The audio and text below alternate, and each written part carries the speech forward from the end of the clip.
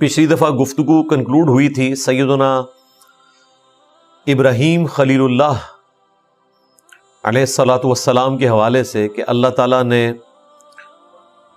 انہیں حکم دیا کہ وہ بیت اللہ شریف کی دوبارہ سے تعمیر کریں، جو اللہ تعالیٰ نے بنیادیں ان کے لیے واضح کر دی تھیں۔ اس کے بعد بیت اللہ شریف کو اور اس سے جو ریلیٹڈ ملحقہ علاقہ ہے مطاف کا، جہاں طواف ہوتا ہے، اس کو صاف ستھرا رکھیں طواف کرنے والوں کے لیے، نماز پڑھنے والوں کے لیے اور وہاں پر رکنے والوں کے لیے۔ اور پھر حکم ہوا کہ آپ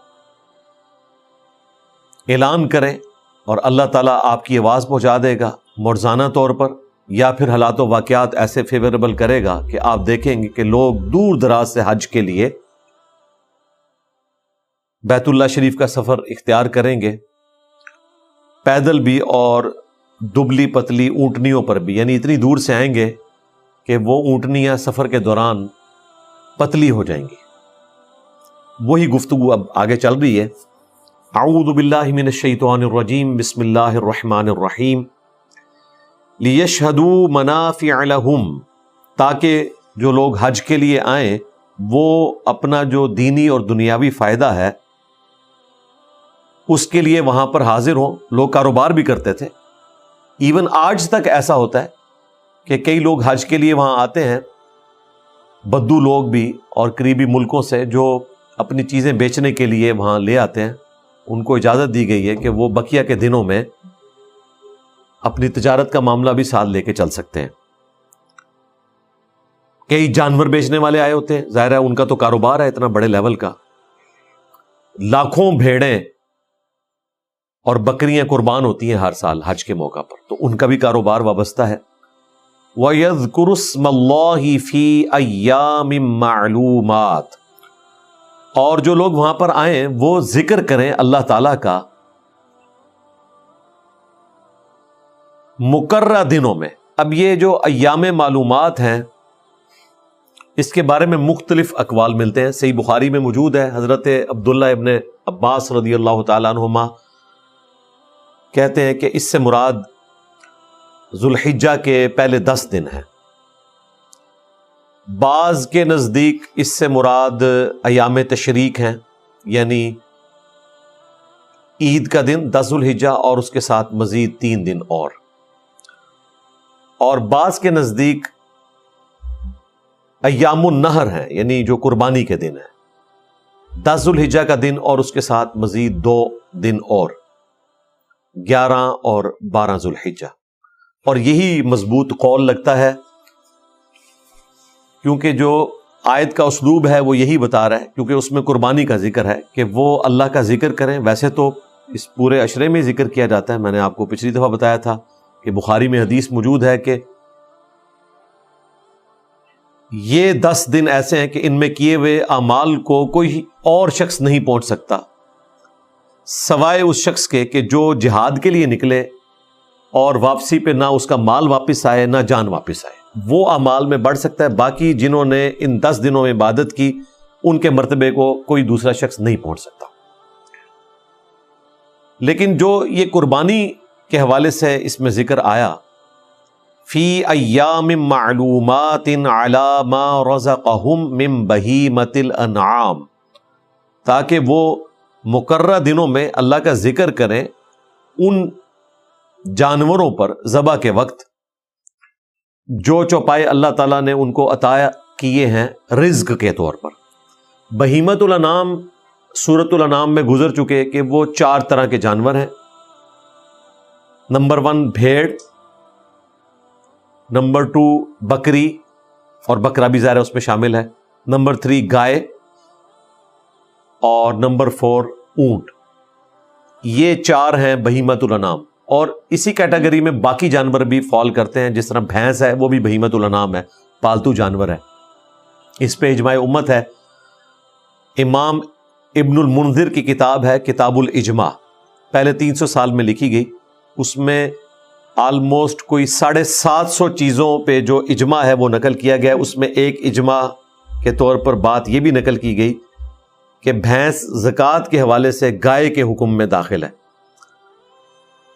اور اسی کو ایکسٹراپولیٹ کرتے ہوئے بھینس کی یا بھینسے کی قربانی کرنا بھی درست ہے، اس پہ بھی میری ویڈیو ریکارڈ ہے۔ تو اللہ تعالیٰ فرما رہا ہے کہ ان مقررہ دنوں میں قربانی کے جانوروں کے اوپر اللہ کا نام لیں، یعنی جب ذبح کیا جائے ان پر اللہ کا نام لیا جائے۔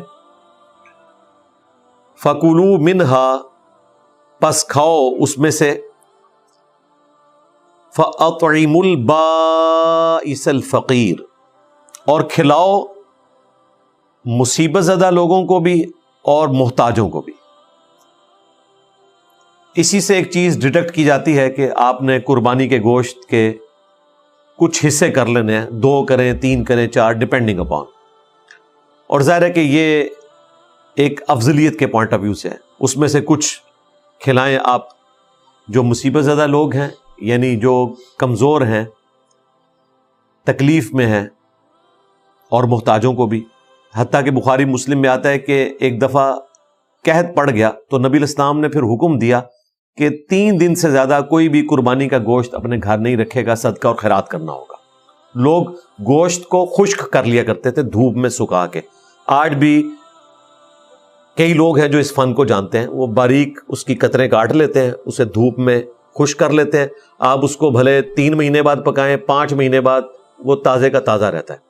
اگلے زمانوں میں چونکہ برف نہیں ہوتی تھی، فریزر نہیں ہوتا تھا، تو اس طریقے سے گوشت کو سٹور کیا جاتا تھا، اور انہی دنوں میں سٹوریج کی وجہ سے وہ ایام تشریق بھی کہلاتے ہیں، یعنی جن میں گوشت کو دھوپ میں سکھا کے سٹور کیا جاتا ہے۔ تو اللہ تعالیٰ فرما رہا ہے کہ خود بھی کھاؤ، کھلاؤ مصیبت زدہ لوگوں کو اور فقیروں کو۔ ثم ليقضوا تفثهم، اور پھر انہیں چاہیے کہ وہ دور کریں اپنے جسم کی میل کو، یعنی کہ غسل کریں۔ وَلْيُوفُوا نُذُورَهُمْ، اور پوری کریں اپنی نظر کو۔ وَلْيَطَّوَّفُوا بِالْبَيْتِ الْعَتِيقِ، اور طواف کریں اس قدیم گھر کا، یعنی کہ خانہ کعبہ شریف کا۔ یہ حج میں سب سے امپورٹنٹ جو ایک رکن ہے، وقوف عرفہ کے بعد اس کا ذکر ہے، اور وہ ہے طواف زیارت،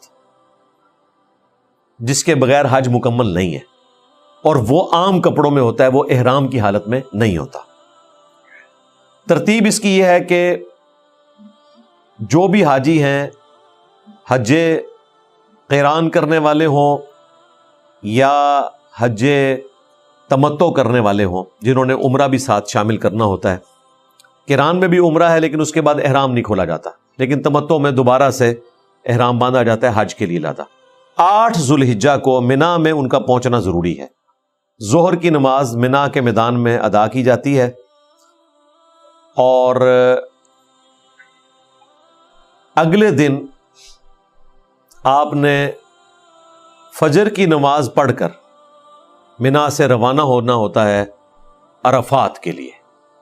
آلموسٹ کوئی 6-7 کلومیٹر ہے وہاں سے۔ اب تو ٹرین کا سلسلہ بھی ہے، بسوں میں بھی جاتے ہیں، پیدل راستہ بھی بنا ہوا ہے، دونوں طرف پانی کے لیے انہوں نے کولرز بھی لگائے ہوئے ہیں، اب تو پنکھے بھی لگ گئے ہیں تاکہ گرمیوں میں آسانی ہو ٹریول کرنے میں۔ 9 کا جو دن ہے پورے کا پورا آپ نے عرفات میں گزارنا ہے، وہاں پہ ظہر اور عصر کی نماز جمع کرنی ہے آپ نے، چاہے مسافر ہیں چاہے مقیم ہیں۔ یہ حج کی خاصیت ہے۔ جمعے کا دن ہو تب بھی آپ نے ظہر اور عصر ہی پڑھنی ہے۔ نبی علیہ السلام کے مبارک زمانے میں بھی صحیح بخاری میں آتا ہے کہ جمعے کے دن یوم عرفہ آیا تھا تو آپ نے ظہر اور عصر کی نماز پڑھی تھی، اور قصر بھی پڑھیں گے اسے، 2 فرض۔ یہ بھی وہاں پہ حنفیوں نے تماشا لگایا ہوتا ہے، ایک تو وہ الگ الگ پڑھتے ہیں، اس کے بعد پھر وہ 2 نہیں پڑھتے، 4 پڑھتے ہیں، اور پھر وہ سعودی حکومت سے ریکویسٹ کرتے ہیں کہ آپ جو امام ہیں اس کو وہاں پہ کسی طریقے سے مقیم کروا دیں، وہ تو مسافر ہے، تاکہ وہ بھی پوری نماز پڑھے اور ہمارا بھی خیال رکھے، اور پتہ نہیں کیا تماشا لگایا ہوا ہے۔ اور یہ صرف حنفیوں کا مسئلہ ہے، باقی کسی کا مسئلہ نہیں ہے۔ مغرب کی نماز کا جب وقت ہوتا ہے تو خوب اندھیرا ہونے کا انتظار کیا جاتا ہے، یعنی آپ کہہ لیں کہ غروب آفتاب کے بعد بھی آلموسٹ کوئی آدھے گھنٹے کا انتظار کیا جاتا ہے، اس کے بعد مغرب کی نماز پڑھے بغیر لوگ مزدلفہ کی طرف آ جاتے ہیں. اب مزدلفہ اور منا آلموسٹ مل چکے ہیں کیونکہ اتنی زیادہ تعداد ہے حاجیوں کی کہ منا کو ایکسٹینڈ کر دیا انہوں نے مزدلفہ تک. ادروائز پہلے یہ عرفات اور منا کے درمیان آتا تھا. درمیان سے مراد ایگزیکٹلی درمیان نہیں، یعنی منا کے قریب قریب. مزدلفہ کے اندر آپ نے جا کے مغرب اور عشاء کی نماز پڑھنی ہے. اب مغرب اور عشاء کی نماز وہاں آلموسٹ فجر کے قریب لوگ پہنچتے ہیں گاڑیوں میں آئے تو. پیدل والے جو ہیں وہ آلموسٹ عشاء کے 1-1.5 گھنٹے بعد تک پہنچ جاتے ہیں. لیکن گاڑیوں میں چونکہ بڑی سلو ٹریفک چلتی ہے، اب ٹرین کی وجہ سے آسانی ہو گئی ہے. پر آپ نے فجر سے پہلے پہلے وہاں پہنچنا ہے، مغرب اور عشاء اکٹھی پڑھنی ہے. اور ظاہر ہے یہ ایک حج کی خصوصیت بھی ہے. اور پھر آپ نے اوپن آسمان کے نیچے رات گزارنی ہے. اور وہ ایک بڑی سہانی رات ہوتی ہے اس حوالے سے کہ انسان بالکل اکیلا اپنے رب کے ساتھ تعلق قائم کرتا ہے، اور سب لوگ اس طریقے سے اس ریگستان والی زمین میں اپنی اپنی چادریں بچھا کے بیٹھے رہتے ہیں اور فجر کا انتظار کرتے ہیں. پھر فجر کی نماز پڑھنے کے بعد سورج کے بلند ہونے کا انتظار کیا جاتا ہے، یعنی کہ اشراق کا وقت داخل ہو جائے.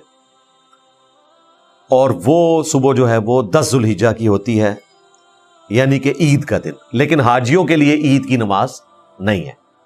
عید کی نماز غیر حاجیوں نے پڑھنی ہوتی ہے، کیونکہ حاجیوں کے لیے تو اپنی ایکٹیویٹی ہے 10 ذوالحجہ کو. تو 10 ذوالحجہ کے دن جب سورج بلند ہوتا ہے تو پھر مزدلفہ سے نکلتے ہیں اور منا کی طرف روانہ ہوتے ہیں کنکریاں مارنے کے لیے. اور جو پہلے دن آپ نے کنکریاں مارنی ہے وہ بڑے شیطان کو، جو بولا جاتا ہے بڑا شیطان، جو کعبہ شریف کے قریب ہے اور منا سے دور ہے. 3 جمرات ہیں. منا کی طرف سے ہیں تو پہلے 2 چھوٹے جمرات آتے ہیں اور اس کے بعد بڑے والا آتا ہے. تو پہلے 2 کو تو انہوں نے اس دن بلاک کیا ہوتا ہے کہ غلطی سے لوگ اس پہ مار کے نکل جائیں، کیونکہ سنت یہ ہے کہ وہ تیسرے والے کو مارنا ہے. تو پہلے 2 کو انہوں نے بلاک کیا ہوتا ہے. اس راستے کو پتہ چل جاتا ہے وہاں کوئی جا ہی نہیں سکتا ہے ترتیب میں. اب تو ملٹی سٹوری بلڈنگز بن چکی ہوئی ہیں، آلموسٹ 5 منزلیں جن پہ پیرلل میں لوگ جا رہے ہوتے ہیں، ورنہ اسی بگ دھڑ میں اتنے لوگ شہید ہوا کرتے تھے، ہزاروں میں لوگ. تو آخری جو جمرہ ہے بڑے والا، جسے بڑا شیطان کہتے ہیں، جو کعبہ شریف کے قریب ہے، ان کے آپس میں بھی تھوڑا سا فاصلہ ہے، آپ کو اکٹھے ہی آلموسٹ دور سے نظر آ رہے ہوتے ہیں. اس کو آپ نے 7 کنکریاں مارنی ہیں، اور وہ کنکریاں آپ نے پہلے سے ہی کلیکٹ کر لی ہوتی ہیں مزدلفہ سے. وہاں جا کے آپ کنکریاں مارتے ہیں، بھلے منا سے لے لیں، اصل مقصد کنکریاں مارنا ہے. تو وہ 7 کنکریاں ماری جاتی ہیں جہاں پہ لوگ جوتیاں بھی پھینک رہے ہوتے ہیں اور پتہ نہیں کیا، وہ تو ایک سمبل کے طور پر ہے. اس کے بعد آپ نے قربانی کرنی ہے. خود قربانی کرنے چلے جائیں تو پھر تو آپ کا پروگرام وہی ہو جائے گا جو ہو جائے گا. اس کے لیے پھر یہ ہوتا ہے کہ ٹیلی فون کے اوپر جن ڈیلرز کے تھرو آپ گئے ہوتے ہیں وہ پہلے ہی سیٹنگ ہوئی ہوتی ہے کہ میں کنکریاں مارنے کے بعد فون کروں گا، اس کے بعد آپ نے میرا جانور قربان کر دینا ہے اور پھر مجھے بتا بھی دینا ہے. اس میں عموماً لوگ بھیڑ بکری ہی دیتے ہیں، گائے اونٹ والا چکر بہت کم ہوتا ہے. ادروائز اس میں تو 7 حصے ہو سکتے ہیں. صحیح مسلم میں ہے کہ حج کے موقع پر اونٹ میں بھی 7 حصے ہی ہوں گے، کیونکہ نبی الاسلام نے صلح حدیبیہ کے موقع پر اونٹ میں 7 حصوں کا حکم فرمایا تھا. ویسے قربانی کے جانور میں اونٹ میں 10 حصے ہو سکتے ہیں، لیکن اس کیس میں 7 ہی ہوں گے. لیکن وہاں پر سارے بھیڑ بکریاں دیتے ہیں. پہلے تو وہ گوشت ضائع کر دیتے تھے، اب چونکہ ہمارے پاس بوئنگ جہاز ایئر بس موجود ہیں تو وہ غریب ملکوں کو بھجوا دیتے ہیں. ظاہر لاکھوں بھیڑیں ذبح ہوتی ہیں، وہ اتنا گوشت کیا کریں، وہاں تو غریب لوگ نہیں ہیں. اور اپنا گوشت آپ کو حاصل کرنا پڑ جائے تو پھر تو آپ باقی حج کر بیٹھے. تو وہاں پہ لوگ فون کرتے ہیں، وہ جانور ذبح کرتے ہیں، 15-20 منٹ بعد آپ فون کرتے ہیں، وہ کنفرم کر دیتے ہیں کہ ہاں جی جانور ذبح ہو گیا. اور اس دوران آپ پیدل سفر کرتے رہتے ہیں. بہتر یہی ہے کہ آپ جمرات کو کنکریاں مارنے کے بعد پیدل ہی کعبہ شریف آئیں. جیسے ہی آپ کو کنفرم ہو جائے تو اب آپ اپنے بال منڈوا سکتے ہیں یا قصر کروا سکتے ہیں اور احرام کی پابندیوں سے آزاد ہو سکتے ہیں. سر منڈوائیں گے، احرام کی پابندیوں سے آزاد ہوں گے، تسلی سے اپنے ہوٹل کے کمرے میں جائیں گے غسل کریں گے، جو یہاں پر ذکر آیا کہ اپنے جسم کا میل دور کرو، اور اس کے بعد پھر اس قدیم گھر کا طواف کرنا ہے آپ نے. وہ طواف زیارت ہوتا ہے، وہ آپ نارمل کپڑوں میں آ کے کرتے ہیں، اور ظاہر ہے وہ لمیٹڈ ٹائم ہے، آپ نے اگلے 2 دنوں کے اندر اندر طواف کر لینا ہے. زیادہ تر لوگوں کی کوشش ہوتی ہے کہ پہلے دن ہی کر لیں، اگر رہ جائے تو آپ اس سے اگلے دن کر سکتے ہیں. اور حج تمتع کے کیس میں آپ نے ظاہر ہے صحیح بھی کرنی ہے، وہ بھی سمپل کپڑوں میں، اور اس میں اتنا رش ہوتا ہے کہ حج کے دنوں میں پھر اذان اور جماعت کے درمیان وقفہ بھی کوئی نہیں کیا جاتا، کیونکہ لوگوں نے طواف کرنا ہوتا ہے، اور نماز بھی مختصر پڑھائی جاتی ہے تاکہ لوگ طواف کر لیں. اور بعض اوقات یہ کہ آپ نے 2 چکر لگائے ہیں، نماز کا ٹائم ہو گیا ہے، تو بقیہ کے چکر آپ بعد میں لگائیں گے. یہ نہیں ہے کہ آپ نے دوبارہ سے گنتی شروع کر دی ہے. تو یہ پورا ایک بلو پرنٹ میں نے آپ کا کلیئر کر دیا کہ حج کس طریقے سے ہوتا ہے. اب اللہ تعالیٰ اس کے بعد ارشاد فرما رہا ہے ذالک. اب یہ ذالک یہاں بار بار ریپیٹ ہوگا اور ہر دفعہ اپنے کانٹیکسٹ کے اعتبار سے اس کا ترجمہ کیا جائے گا. ذالک یعنی اس کو اب یاد رکھو. ومن یعظم حرمات اللہ، جو کوئی تعظیم کرے اللہ تعالیٰ کی حرمت والی چیزوں کی، فہو خیر لہ، تو یہ اس کے لیے بہتر ہے، عند ربی، اس کے رب کے ہاں. اب یہ حرمت والی چیزیں کون سی ہیں؟ جو شعار اللہ ہیں، ان کا ذکر آگے آ جائے گا. قربانی کا جانور بھی ہے، سورۃ البقرہ میں آیا ان الصفا والمروۃ من شعائر اللہ، صفا اور مروہ بھی اللہ کی نشانیاں ہیں. وَأُحِلَّتْ لَكُمُ الْأَنْعَامُ إِلَّا مَا يُتْلَى عَلَيْكُمْ، اور تمہارے لیے حلال کر دیے گئے ہیں چوپائے سوائے ان کے جن کی حرمت تم پر پڑی جا چکی ہے. وہ حرمت کیا ہے؟ ایک تو وہ 4 چیزیں ہیں جو 4 جگہ ذکر ہوئی، سورۃ البقرہ میں، سورۃ المائدہ میں، سورۃ الانعام میں، سورۃ النحل کے اندر، کہ مردار تمہارے لیے حرام کیا گیا، بہتا ہوا لہو، خنزیر کا گوشت، اور وہ جانور جس پر ذبیحہ کے وقت اللہ کے سوا کسی اور ہستی کا نام لیا جائے. اس کے علاوہ بھی حلال جانور بھی حرام ہو سکتا ہے. وہ سورۃ المائدہ میں ٹوٹل 11 چیزیں گنوائی گئیں. اس میں جو جانور اپنی موت خود مر جائے وہ بھی حرام ہے، بلندی سے گر کر مر جائے وہ بھی حرام ہے، الا یہ کہ اس کے مرنے سے پہلے آپ اس کو ذبح کر لیں. اسی طریقے سے اگر کوئی دوسرا جانور اس کو سینگ مار دے اور اس زخم کی وجہ سے وہ مر جائے تو وہ بھی حرام ہے، الا یہ کہ آپ اس کے مرنے سے پہلے اسے ذبح کر لیں، پھر وہ حلال ہے. تو وہ ساری کی ساری چیزیں پہلے پڑھ کے سنائی جا چکی ہیں. فَاجْتَنِبُوا الرِّجْسَ، پس پرہیز کرو نجاست سے، من الاوثان، جو بتوں کی نجاست ہے، وَاجْتَنِبُوا قَوْلَ الزُّورِ، اور اجتناب کرو جھوٹی بات سے بھی. یعنی بتوں کی جو نجاست ہے اس سے بچو. ایک تو بتوں کی پرستش ہے، اس سے بچنا ہے. دوسرا بتوں کے اوپر جو چڑھاوے چڑھائے جاتے تھے، وہ سنن نبی داؤد میں حدیث ہے، ایک صحابی نے کہا یا رسول اللہ، میں نے منت مانی تھی کہ میں مقام بوانا کے اوپر اونٹ قربان کروں گا. تو آپ صلی اللہ علیہ وآلہ وسلم نے فرمایا کہ دیکھ لینا وہاں پر زمانے جاہلیت میں کوئی میلہ تو نہیں لگتا تھا، یا وہاں زمانے جاہلیت میں بتوں کی پرستش تو نہیں ہوتی تھی. تو اس صحابی نے دونوں باتیں کنفرم کی، تو پھر آپ نے اس کو اجازت دے دی. یعنی زمانے جاہلیت میں بھی اگر وہاں پر بتوں کی عبادت ہو رہی ہے اور وہاں پر لوگوں نے کوئی تھان بنایا ہوا ہے جس کے اوپر، یہ تھان کا لفظ بھی یہیں سے نکلا ہے نا، اوثان،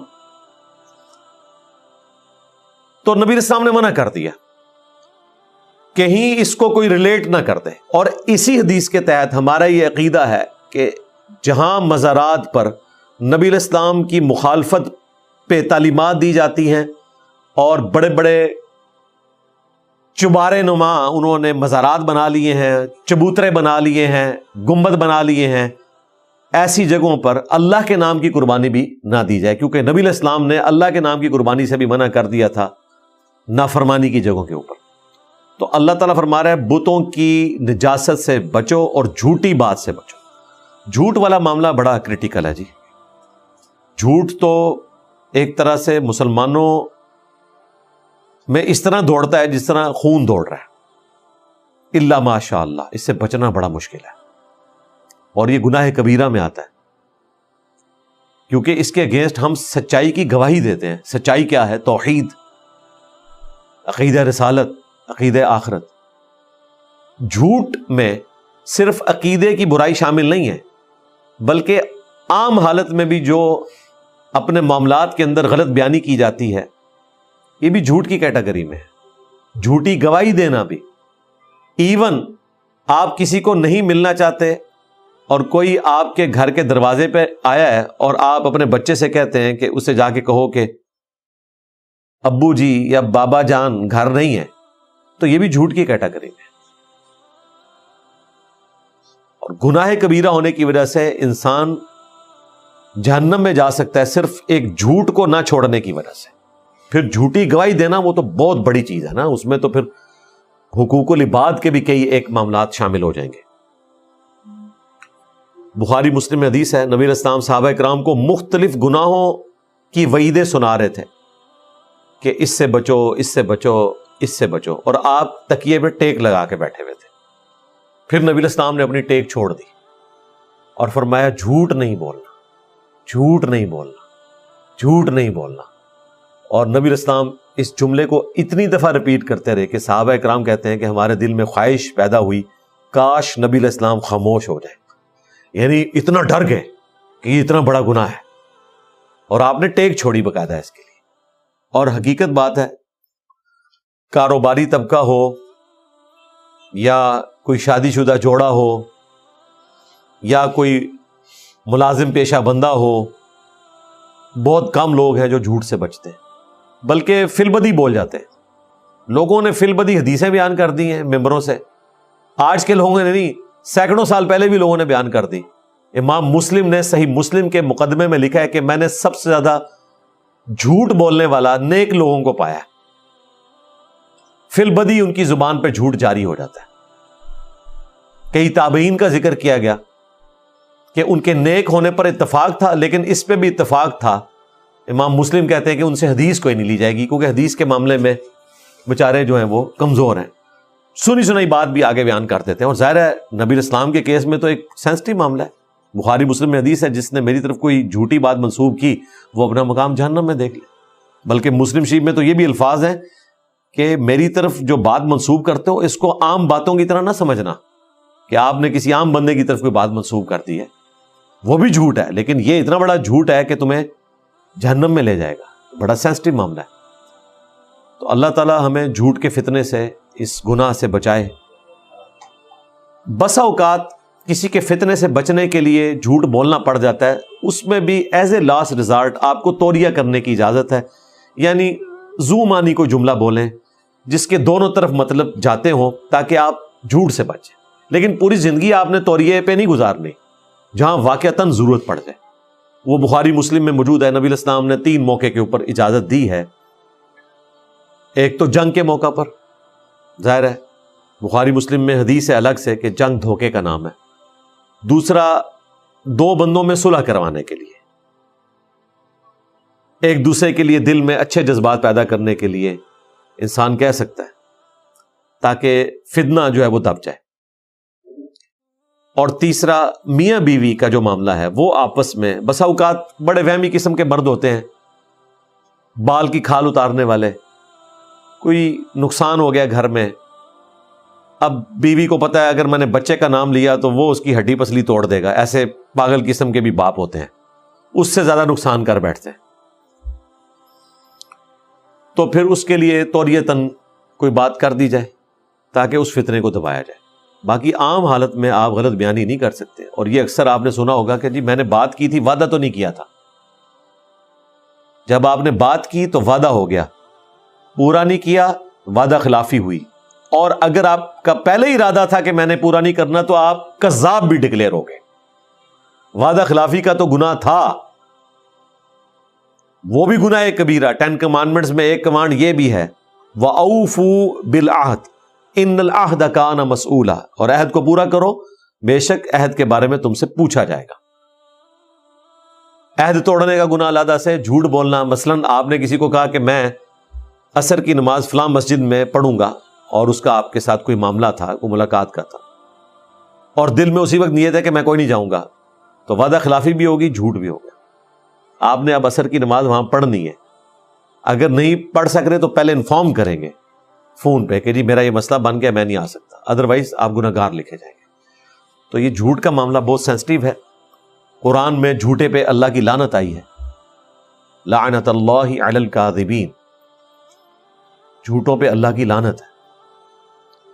پھر بخاری مسلم میں حدیث ہے کہ انسان جھوٹ بولتا رہتا ہے حتیٰ کہ اللہ کے ہاں وہ پکا کذاب لکھ دیا جاتا ہے, یہ کذاب ڈکلیئر ہو گیا.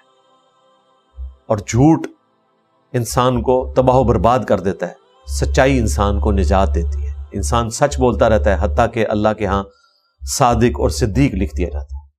یہ بخاری مسلم میں کافی ساری احادیث ہیں. مشکات میں آپ کو تیسری جلد کے سٹارٹ میں زبان کی حفاظت سے متعلق جو چیپٹر ہے اس میں یہ ساری روایتیں ایک جگہ مل جائیں گی. حنفاء للہ, یکسو ہو کر اپنے آپ کو اللہ کی طرف کر لو. حنیفہ کہتے ہیں جو سب سے ٹوٹ کر اللہ کا ہو جائے. غیر مشرکین بہ, اس کے ساتھ کسی کو شریک نہ ٹہراتے ہوئے, خالص توحید کے ساتھ. وَمَن یشرک باللہ, اور جو کوئی اللہ کے ساتھ شرک کرے, فَكَأَنَّمَا خَرَّ مِنَ السَّمَاءِ, تو اس کی حالت ایسی ہے گویا آسمان سے وہ گر پڑا, یعنی بلندی سے گرا. ظاہر ہے اس کی تو حالت ہی کوئی نہیں رہے گی, بلندی سے گرے گا اس کے جسم کے ٹکڑے ٹکڑے ہو جائیں گے. پھر کیا ہوگا؟ فَتَخْطَفُهُ الطَّيْرُ, پس اسے اچک لیا ہو کسی پرندے نے. ظاہر ہے جب بوٹیاں بکھر جائیں گی تو پھر آ کے چیلیں, کوے اور گدیں اس کا گوشت اٹھائیں گی. او تہوی بہ الریح فی مکان سحیق, یا پھر اسے پھینک دیا جائے ہوا کے ذریعے کسی دور کی جگہ پر. یعنی آسمان سے گرا, اس کی لاش کے ٹکڑے ٹکڑے ہو گئے, جانور کھا رہے ہیں, یا پھر اس کی راکھ ایسی بکھری ہے ہوا کے ذریعے کہ وہ دور دراز کے علاقے میں چلی گئی. یہ ہے مشرک کی مثال. اب توحید کے اوپر میں بارہا ڈسکشن کر چکا ہوں. سورۃ النساء کی آیت نمبر 48, ان اللہ لا یغفر ان یشرک بہ ویغفر ما دون ذلک لمن یشاء, بے شک اللہ تعالیٰ اس گناہ کو کبھی معاف نہیں کرے گا کہ اللہ کے ساتھ کوئی شرک کرتا ہوا دنیا سے گیا. دنیا میں توبہ کر لے تو معافی ہے, آخرت میں اس حال میں پیش ہوا کہ دنیا میں شرک کر رہا تھا, اس کے سوا جتنے گناہ ہیں معاف کر دے گا جس کے لیے چاہے گا, وہ بھی اوپن لائسنس نہیں ہے. یہ آیت 2 دفعہ سورۃ النساء میں آئی ہے, 48 اور 116. جب 48 پہ یہ آیت آئی تھی تو میں نے 3 قرآن کلاسز صرف اسی ایک آیت کے اوپر کور کی تھی, تو آج میں اسے سکپ کرتا ہوں. ذالک, یہ پھر وہی لفظ ہے ذالک, یعنی حقیقت یہی ہے. اب یہاں پر اس اعتبار سے اس کا ترجمہ کیا جائے گا, وَمَن يُعَظِّمْ شَعَائِرَ اللَّهِ, جو کوئی تعظیم کرتا ہے اللہ تعالیٰ کی نشانیوں کی. وہ نشانی بیت اللہ شریف بھی ہے, قربانی کا جانور بھی ہے, نبی علیہ السلام کی قبر مبارک بھی ہے, صفا اور مروہ بھی ہیں, یہ سب شعائر اللہ ہے. ان الصفا والمروہ من شعائر اللہ. تو جو کوئی تعظیم کرے اللہ کے شاعر کی, اللہ کی جو نشانیاں ہیں جو اللہ نے اپنے ساتھ خاص کر لی ہیں, فَإِنَّهَا مِن تَقْوَى الْقُلُوبِ, تو بے شک یہ دلوں کے تقوی سے ہے اللہ کی نشانیوں کا احترام کرنا. یعنی اللہ کی بنائی ہوئی نشانیوں کا احترام کرنا کوئی شرک نہیں ہے. اکثر لوگوں سے جب ہم کہتے ہیں کہ قبروں پہ آپ غلاف کیوں چڑھاتے ہیں, وہ کہتے ہیں جی کعبہ شریف کے اوپر بھی تو غلاف چڑھا ہوا ہے, وہاں آپ کیوں نہیں کہتے فضول خرچی ہو رہی ہے. غلاف کعبہ کو نبی علیہ السلام نے انڈورس کیا ہوا ہے, صحیح بخاری میں آتا ہے زمانے جاہلیت سے چڑھتا تھا اور نبی علیہ السلام نے اسے انڈورس کر دیا, آج تک چڑھتا ہے. باقی یہ جو آج کل چڑھ رہا ہے جس پہ اتنا سونا لگایا جاتا ہے, میں اس کے حق میں نہیں, یہ فضول خرچی ہے, سمپل غلاف ہونا چاہیے. بہرحال اس کی تو اصل موجود ہے. اس کی جو تعظیم والا معاملہ ہے کہ ہم کعبہ شریف کے اوپر پہلے نیچے بنیان اس کو پہنائی جاتی ہے وائٹ کلر کی, اس کے اوپر وہ کالا غلاف کعبہ چڑھایا جاتا ہے, تو وہ تو تقوی میں سے ہے. لیکن اس کی بنیاد کے اوپر بابوں کی قبروں کے اوپر یہ سارا کچھ کرنا یہ غلط ہے. اسی طریقے سے کعبہ شریف کو غسل بھی دیا جاتا ہے, کم از کم 2 مواقع کے اوپر دیا جاتا ہے. پہلا موقع غسل کا جو آتا ہے وہ محرم کے مہینے میں، یعنی کہ حج کے فوراً بعد، کیونکہ حج کے موقع پر اتنے لوگ ہو کر جاتے ہیں تو وہ اس کو غسل دیتے ہیں. اور دوسرا رمضان المبارک کے موقع پہ جب اتنے لوگوں نے آنا ہوتا ہے تو اس سے پہلے اسے غسل دیا جاتا ہے. غلاف کعبہ سال میں ایک ہی دفعہ بدلا جاتا ہے، لیکن غسل اس کو 2 دفعہ دیا جاتا ہے. یہاں پہ لوگ قبروں کو غسل دیتے ہیں اور حکومت کے منسٹر باقاعدہ وہاں پہ حاضری دیتے ہیں، ایسے منسٹر جن کا عقیدہ بھی نہیں ہوتا اس سے متعلق، لیکن صرف اپنی پولیٹکس کی خاطر انہیں کوئی پرواہ نہیں ہے کہ وہ کیا کر رہے ہیں. تو اس قسم کی جو قبروں کی تعظیم ہے وہ شعائر اللہ میں نہیں آتی ہے. رہا نبی الاسلام کی قبر مبارک کا تو شکر ہے اللہ تعالیٰ نے وہاں ایسے لوگوں کی ڈیوٹی لگائی ہے کہ اس قسم کی کوئی حرکت قبر رسول کے ساتھ نہیں ہوتی صلی اللہ علیہ وآلہ وسلم. اور یہ بڑی پھکی والا ایک جواب ہے ایسے لوگوں کے لیے کہ اگر ڈھول ڈھمکے کرنا اور عرس کرنا اور میلے لگانا کوئی نیکی کا کام ہوتا تو اللہ تعالیٰ اپنے نبی کی قبر پہ ان چیزوں کو جاری کرتا. بلکہ جو یہ میلے لگانے والے ہیں ان سے ذرا ایک لمحے کے لیے کبھی پوچھیں کہ یار اے ٹول ایت کی میں چاہ رہے ہیں عمرے تے کھڑا تے نبی الاسلام دی قبر تے باہر جا کے، تو وہ بھی کہے گا نہ توبہ توبہ کام نہ کریو، کیونکہ اسے پتہ ہے یہ غلط ہے. تو یہاں کیوں کر رہے ہو؟ دل گواہی دیتا ہے. ہمارے یہاں ایک دوست آئے تو وہ بتا رہے تھے کہ ریورٹ ہونے کا واقعہ اپنا. پیر صاحب نے قوالی کا بندوبست کیا، رات کو بارش شروع ہو گئی، سب کچھ اکھڑ گیا، تو انہوں نے مشورہ دیا کہ حضرت مسجد کھلوا لیتا ہوں میں بارش میں. تو انہوں نے کہا نہیں، مسجد اتنی قوالی ہو سکتی. تو کہتا ہے میرے دماغ نے کلک کیا کہ جو کام مسجد کے اندر نہیں ہو سکتا اور وہ نیکی کا بھی کام ہے، اس کا مطلب ہے کہ کوئی گڑبڑ ہے. اسی بات سے اللہ تعالیٰ نے ان کو ہدایت کی طرف چلایا اور اللہ کا شکر ہے یہاں کافی دفعہ آ چکے ہیں. ان کی دعوت سے کافی لوگ ریورٹ ہوئے ہیں فیصل آباد میں. تو یہ ایک چیک پوائنٹ ہے. لیکن اوریجنل جو شاعر اللہ میں چیزیں شامل ہیں ان کا ہم احترام کریں گے. قبر رسول کی حاضری کے وقت آپ نے قبر رسول کے پاس آواز کو بھی بلند نہیں کرنا. اسی لیے انہوں نے آج بھی روزہ شریف پہ وہ آیت لکھ کے لگائی ہے، لا ترفعوا اصواتکم فوق صوت النبی. نبی الاسلام کی آواز سے بھی اپنی آواز کو بلند نہیں کرنا، کہیں ایسا نہ ہو کہ تمہارے اعمال اکارت ہو جائیں اور تمہیں خبر بھی نہ ہو. مفتی اعظم سعودیہ نے باقاعدہ کتاب میں روزہ شریف کی حاضری والے چیپٹر میں لکھا ہے کہ نبی الاسلام اپنی وفات کے بعد بھی ویسے ہی قابل احترام ہیں جس طرح اپنی مبارک زندگی میں. آپ کی قبر مبارک کے پاس بھی آپ نے اونچی آواز نہیں کرنی، ایون صلاۃ والسلام بھی آہستہ آواز میں عرض کرنا ہے. تو اللہ تعالیٰ فرما رہا ہے جو شاعر اللہ کا احترام کرتے ہیں تو بے شک یہ دلوں کے تقوی میں سے. لَكُمْ فِيهَا مَنَافِعُ إِلَىٰ أَجَلٍ مُّسَمًّى. ان قربانی کے جانوروں میں تمہارے لیے فائدہ ہے ایک معین مدت تک. اب یہ فائدہ کیا ہے کہ اگر کوئی اونٹنی لے کر جا رہے ہیں آپ، اس کا دودھ استعمال کر سکتے ہیں، اس کے اوپر سواری بھی کر سکتے ہیں. مشرکین عرب اس چیز کو برا سمجھتے تھے کہ کوئی قربانی کے جانور کے اوپر سواری کرے. بخاری میں حدیث ہے، نبی الاسلام نے ایک صحابی کو کہا کہ اس پہ سواری کرو، تو اس نے پھر عرض کیا اے اللہ کے رسول صلی اللہ علیہ وآلہ وسلم، یہ تو قربانی کا جانور ہے. آپ نے کہا اللہ کے بندے سوار ہو جائے اس پہ، یعنی یہ کوئی اس کی بے حرمتی نہیں ہے، آپ اس کے اوپر سوار ہوتے ہیں. اور قرآن میں بھی اشارہ موجود ہے کہ آپ اس سے فائدہ اٹھا سکتے ہیں. ویسے تو کوشش کرنی چاہیے کہ دودھ والا جانور قربان نہ کیا جائے، لیکن اگر کوئی کرنا چاہ رہا ہے تو راستے میں دودھ استعمال کر سکتا ہے، اس پہ سواری بھی کر سکتا ہے. لیکن اینڈ اس کا کیا ہونا ہے؟ ثم محلها الى البيت العتیق. پھر اس کے ذبح کا مقام جو ہے وہ اس پرانے گھر کے پاس ہے، وہاں پہ جا کے آپ نے اس کو قربان کرنا ہے. اس وقت تک میں نے آپ کو بتایا کہ بخاری میں حدیث ہے، نبی علیہ السلام نے کہا کہ تم سواری کر سکتے ہو قربانی کے جانور کے اوپر.